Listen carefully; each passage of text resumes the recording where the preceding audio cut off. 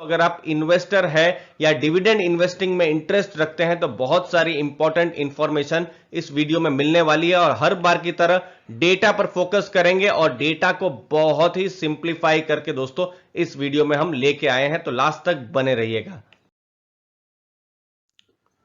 अब यहां पर दोस्तों नोट करने की बात है, मार्च 16 उस दिन बोर्ड ऑफ डायरेक्टर जो भारत पेट्रोलियम है उनकी मीटिंग होने वाली है और सेकंड इंटरिम डिविडेंड का ऐलान होने वाला है। सेकंड इसीलिए क्योंकि जो पहला जो डिविडेंड था ऑलरेडी पेमेंट आ चुका है मार्च के महीने में, 8 मार्च या उससे पहले आपके अकाउंट में आ चुका है। ये जो मार्च का जो डिविडेंड जो था, इनफैक्ट ये फरवरी की इसकी एक्स डिविडेंड डेट थी, तो 16 रुपए पर शेयर का डिविडेंड था और ये पैसा अभी क्रेडिट हो चुका है। लेकिन अब जो डिविडेंड की बात की जा रही है वो डिविडेंड कंपनी पैसा जो है कहां से कंपनी ने जुटाए हैं उसके बारे में डिस्कस करते हैं और कितना एक्सपेक्ट किया जा सकता है वो भी जरा सा डेटा के साथ समझने की कोशिश करते हैं। दोस्तों देखिए, अगर कंपनी को डिविडेंड देना है तो उसके पास पैसे होने चाहिए। तो पैसे वो कहां से वो जुगाड़ कर रही है, उनके खुद के शेयर्स हैं, ट्रेजरी शेयर्स जिन्हें कहा जाता है, जो कंपनी के पास खुद है। तो वो शेयर उन्होंने बेच दिए हैं बहुत ही रिसेंटली, अभी ये शेयर्स बेचे हैं, 8 मार्च को ही बेचा है उन्होंने। 435 रुपए का ये भाव था जहां उन्होंने बेचा है, 5,500 करोड़ रुपए उनको मिले हैं।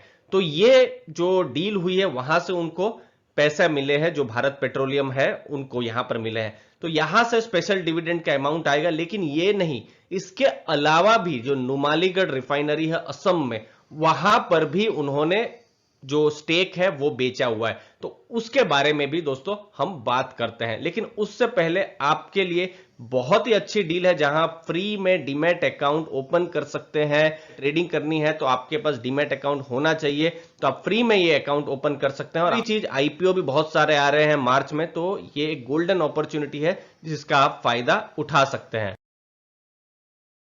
अब दोस्तों हमने बात करी 5,500 करोड़ की जो डील हुई थी, जो ट्रेजरी शेयर, उसके अलावा असम में नुमालीगढ़ रिफाइनरी में भी उनका 61.25% का स्टेक था जो उन्होंने बेच दिया 9,900 करोड़ में। अब वो स्टेक को खरीद कौन रहा है? ऑयल इंडिया खरीद रहा है, असम गवर्नमेंट खरीद रही है और इंजीनियर्स इंडिया है, तो ये सब मिलके इसको खरीद रहे हैं दोस्तों।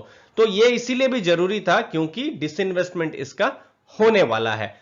तो एक्सपेक्ट कितना किया जा सकता है? 30 रुपए से 50 रुपए। और दोस्तों अगर इससे ज्यादा का भी अगर डिविडेंड होता है, मतलब 50 से ऊपर का भी डिविडेंड होता है, तो फिर बहुत ही मुझे सरप्राइज नहीं लगेगा, क्योंकि कंपनी के पास जिस हिसाब से ये सब जो बेचा गया है, क्योंकि मैं आपको बताऊं 9,900 करोड़ जो था जब ये बात हो रही थी, तो अब 30 से 35-36 रुपए के डिविडेंड की बात थी।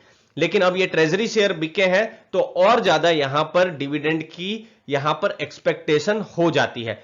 बट कंजर्वेटिवली ये एक फिगर है जहां पर एज एन इन्वेस्टर सोचा जा सकता है। जो भी हमने रिसर्च की उससे पता चल रहा है कि ये डिविडेंड हो सकता है। लेकिन देखिए, ऐसा तो नहीं है कि कंपनी को जो भी पैसा मिला है वो पूरा का पूरा वो डिविडेंड में दे देगी। कंपनी के दूसरे खर्चे भी हैं, जैसे कि मध्य प्रदेश बीना में, दोस्तों अगर आप मध्य प्रदेश से हैं या असम से हैं तो जरूर नीचे हाई और थम्स अप कीजिएगा। बीना में उनकी रिफाइनरी है जहां पर ओमान ऑयल का स्टेक है। तो ओमान ऑयल का जो स्टेक है वो भारत पेट्रोलियम को खरीदना है। इसकी कीमत रहेगी 2,400 करोड़ के आसपास।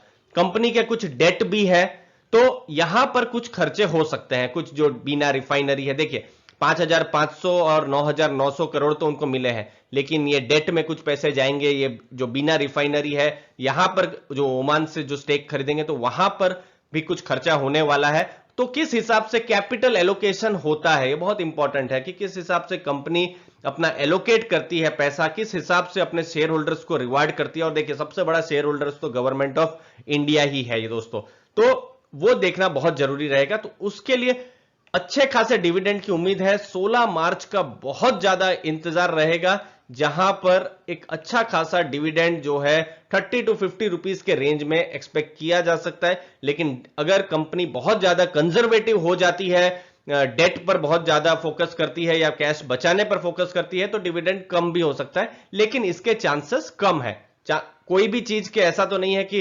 100% ही चांसेस है कि डिविडेंड 30 या 50 रुपीज मिल जाएगा, लेकिन इसके चांसेस कम है। फिलहाल अच्छा खासा यहां पर डिविडेंड एक्सपेक्टेशन रखा जा सकता है।